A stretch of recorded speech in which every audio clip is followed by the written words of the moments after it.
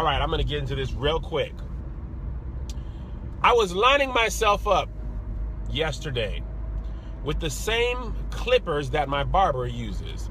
And I noticed that when I line myself up, I can never get as close as my barber. My brother's also a barber. And I noticed that I can never get where I want to get. And you know why? Because I don't have the skill or the gift to cut hair. Now, a lot of times in life,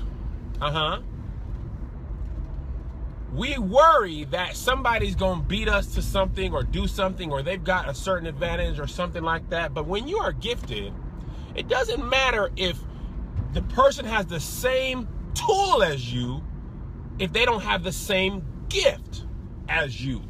If I have a football in my hand and Cam Newton has a football in his hand, and we both are playing football professionally, although the tool is the same, the things that he can do with the tool are much greater than the things that I can do with the tool, because he's been gifted to use that tool.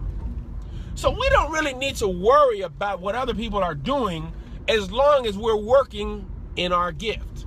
See, once you have the gift unlocked, the tool is a different tool. What the barber can do with the same set of clippers. You see, I used to line myself up with a cheaper version, but I bought the exact version that he bought at the same time, and he sharpened mine the same time he sharpened his. So I was certain that I would get the same close shave that he could get on my face. But guess what? I have not been to barber school. I have not put in years of cutting hair and practicing. And I don't even know how to hold the clippers the way he holds the clippers. I don't understand how the blades work and what's happening and how the blades affect the hair and what makes it short and long. And I don't understand any of that. All I have is the same tool that he has. But little did I know, if I'm not skilled, if I'm not gifted, then I don't have the ability to do what the skilled barber does. Now, I'm a stand-up comedian, okay? My tool is the microphone. You could put another comedian up, with the same microphone, with the same ability to tell jokes. And if he is not as skilled and as gifted as me, the crowd will not laugh. There's been times where I went on stage and man, the crowd whacked tonight, bro. Matter of fact, one time I was in San Francisco doing a show, 4 comedians in a row. Bomb, boom, boom, boom, boom. My brother was at that show. He can tell you, he was at the Bay Area Black at that same weekend when I bombed and lost in the first round. 4 comedians in a row. Bomb, bomb, bomb, bomb. Same microphone, same audience. Nobody came, nobody left. Same 45 people. When I got up, hit my jokes, bop, bop, bop, bop, bop, they all started laughing. And then every comic after me had a good set. What changed? Did the microphone all of a sudden make it louder? Were they able to hear better, more clearly? No. Did new people come in that were fans of mine? No. Nobody knew any of us. What happened was somebody who was gifted got a hold to the same tool that the others had. They have some skill, They don't have the same skill. They have some ability. They didn't have my ability. They had some gift. They didn't have my gift. So what I just wanted to impart on you today very quickly, don't underestimate your gift. Don't worry about what other people are doing with their gift. Because even if they do the same thing you do, they can't do the same thing you do the way that you do it.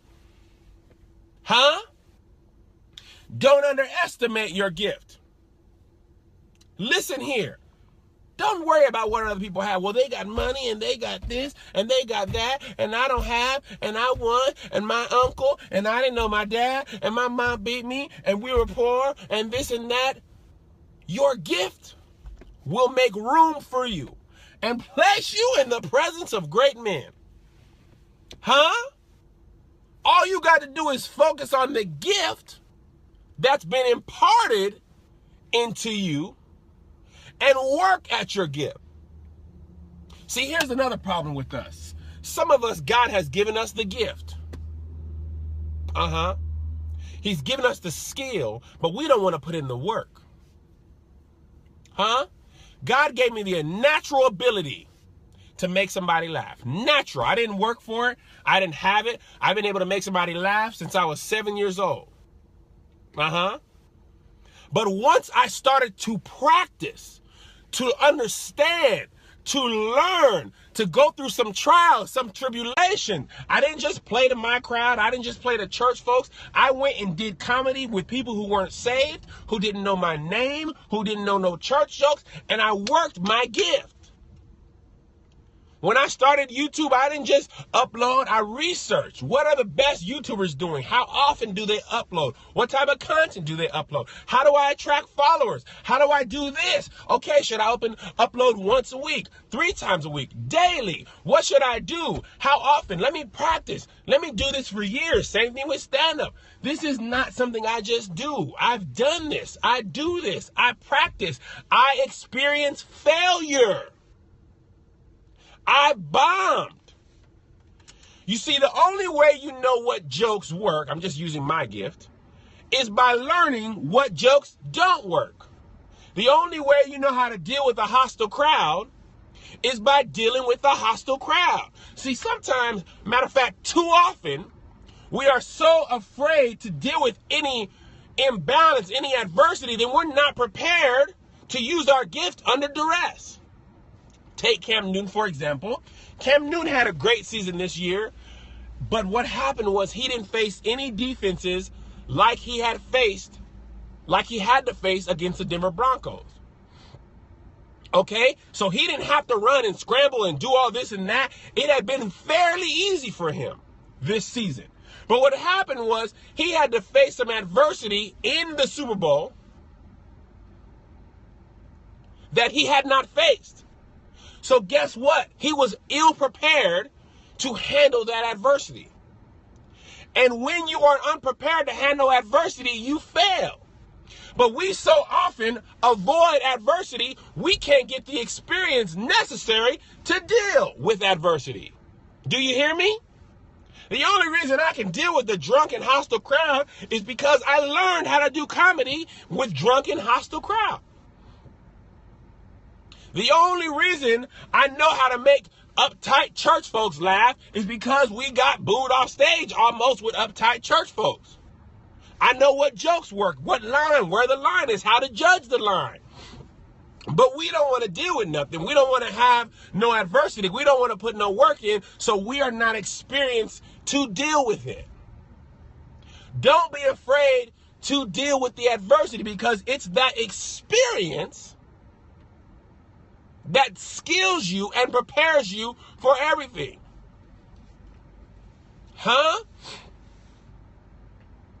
Don't be afraid of the adversity, because you don't really lose when you fail. You gain experience. Playmakers lost business deals. We dealt with hostile crowds. And if you consider them a loss, you just sulk and you cry and you whine and you go into your shell and, oh, woe is me, blah, blah, blah. But when you say, okay, I did this play with this audience and that didn't work, what could I change? What could I tweak? Well, these jokes didn't work. Well, this joke worked with this younger crowd, but not this older crowd. Well, how can I do this? Well, if I do this and I take this from here, well, we got booed off. But before we got booed off, these 3 jokes worked. So maybe the next 4 we got to take out and put something else in 4, 5, 6. Okay? But that only comes with experience and adversity. The reason that NFL quarterbacks can throw the ball when they know they're getting blitzed and when they're about to get hit is because they've been blitzed and they've been hit before. They know what a blitz looks like. They know if this guy's creeping up and this guy's creeping up, chances are one of them is blitzing. I know that I have this route, and if I can just hold on for 2.6 seconds, even though I'm going to get hit at 2.7, if I can hit him, knowing I'm going to get hit, I'm going to score a touchdown. Now, the only reason they can do that is because they've been hit. But here's what the devil don't know. Woo! When the devil blitzes you, He leaves his defense susceptible to the big play. Oh, yes, he does. So when he comes at you hard, okay, when he sends everybody, they send the whole house. If you can just hold on and get that throw off, then they don't have no safeties available, because he's banking on the fact that you're not going to be able to think clearly and make the right decision under duress. But if you could just hold on and let that man clear for just 0.1 seconds right before you get hit. And the thing is, you got to anticipate the hit. You can't throw it like you're about to get hit. You got to throw it and take the hit. Okay, because when you take the hit and you stand in that pocket and you throw it, then the defense is going to be out of place and you got a touchdown. The only way you can do that is by being prepared, by anticipating, and by having some experience dealing with adversity. You hear me? And that can go for whatever you're doing in life and whatever you're going through in life and whatever you plan on building. You are gifted. You have the tool, but you've got to work it. You've got to put the hours and the time in. You've got to learn. You've got to become a skill.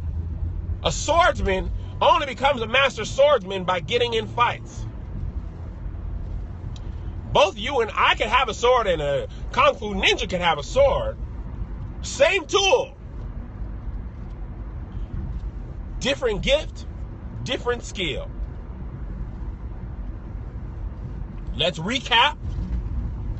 The tool doesn't matter. The gift does. But the gifter has got to practice using that tool. The gifter, or the gifted, let's call him the gifted. The gifted has got to practice using that tool. The gifted has got to put hours in learning that tool. The gifted has to experience some adversity while using his tool so that he becomes skilled and gifted. Don't rely on just being skilled. You got to be skilled and gifted. Excuse me, don't rely on just being gifted. You've got to add the skill and put the time in. That's when you become a master. Oh, we're standing on our feet. We're standing. Is there one who's been afraid to use their gift? Is there one? God has placed the gifted in you, imparted it in you, but it's your responsibility to cultivate it, develop it, work in it, and use it to your benefit. Huh? Is there one? The altar belongs to you. Praise team, if you would come and join me here. We thank you for your attendance. Go forth. Use your gift.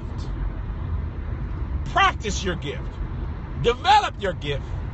Face adversity with your gift so that your gift can open doors for you. See, when you're gifted and you're favored, doors are open to you.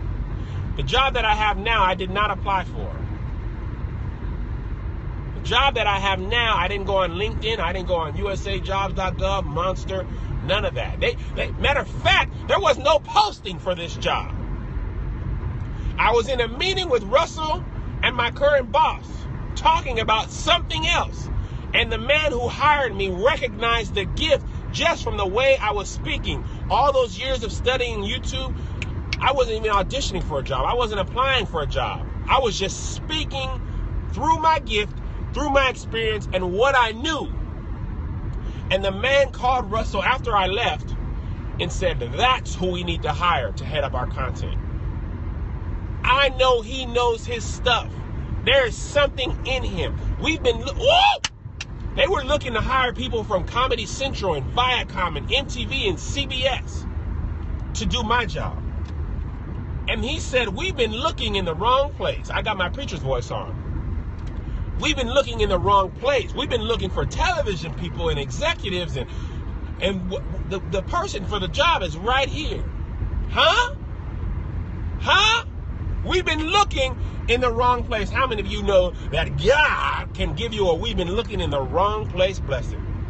You don't even got to apply for it when you've got favor. But that favor came through working in my gift, experience in my gift, and adversity so I could speak with knowledge about the thing that I knew most about. You can't fake experience. You can buy followers and buy likes. You can't fake experience. You either got it or you don't. Woo-hoo! And my gift made room for me. I've been in rooms with Russell Simmons and Jimmy Iovine, and Timbaland was at my job yesterday, and on the phone and conference calls with Samuel L. Jackson. All because my gift placed me there. Just like Joseph. My gift placed me there. My experience kept me there. Woo! Oh my God. My connection